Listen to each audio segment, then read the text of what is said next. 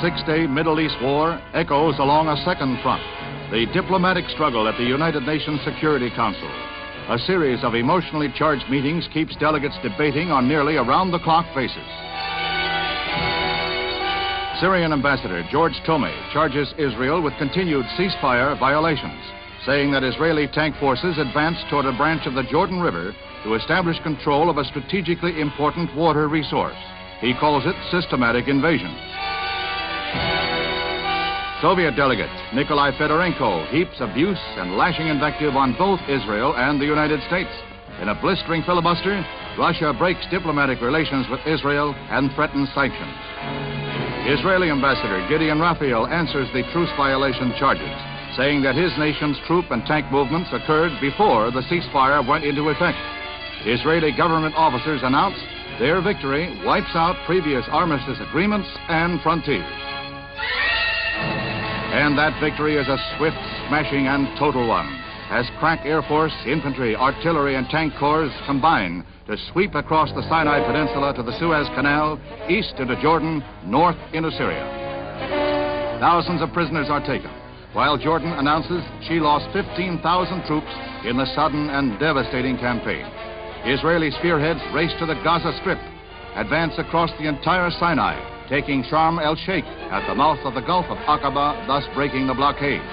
The old city of Jerusalem is captured, as well as Bethlehem, the west bank of the Jordan, and the drive into Syria stops just short of Damascus. Israel reports close to 700 of their troops killed, over 2,500 wounded. Egypt and Syria announce no casualty figures. Heavy air raids dealt the first stunning blow to UAR forces along the Gaza. A furious follow-up came from artillery, tanks, and foot soldiers. Thus, the main Egyptian force was cut off by the speedy armored columns. It's almost a repeat of the 1956 Israeli victory, but with a shorter timetable. The efficient, well-trained Israeli army completely demoralizes troops of the Palestine Liberation Army of Egypt. Egyptians had no support from the air. Their air force was crushed on the ground by low-flying Israeli jets which swooped in from the Mediterranean, avoiding radar, destroying over 400 aircraft. The disastrous defeat prompts President Nasser's resignation, which is not accepted by his people. UAR Commander General Munam Abdul Husseini meets with Israeli military leaders to surrender unconditionally, ending the fighting in the Gaza Strip. Nearly 600 Egyptian tanks were destroyed. While the Gaza campaign is ended, 3 other Israeli spearheads rushed toward the Suez. Israel leaders call it the total destruction of Egypt's Sinai forces. An Egyptian military shakeup follows the crushing defeat. 11 senior commanders resign or retire. New leaders vow to restore the old boundaries. The battle for Bethlehem is brief, bloody, and decisive. Some 40 Jordanian defenders were killed, the remainder fled. Israeli troops moved in behind tanks, while care was exercised toward all religious shrines. The Church of the Nativity was untouched. Civilians soon joined Israeli troops in the street, and the town where the Prince of Peace was born quickly returned to normal.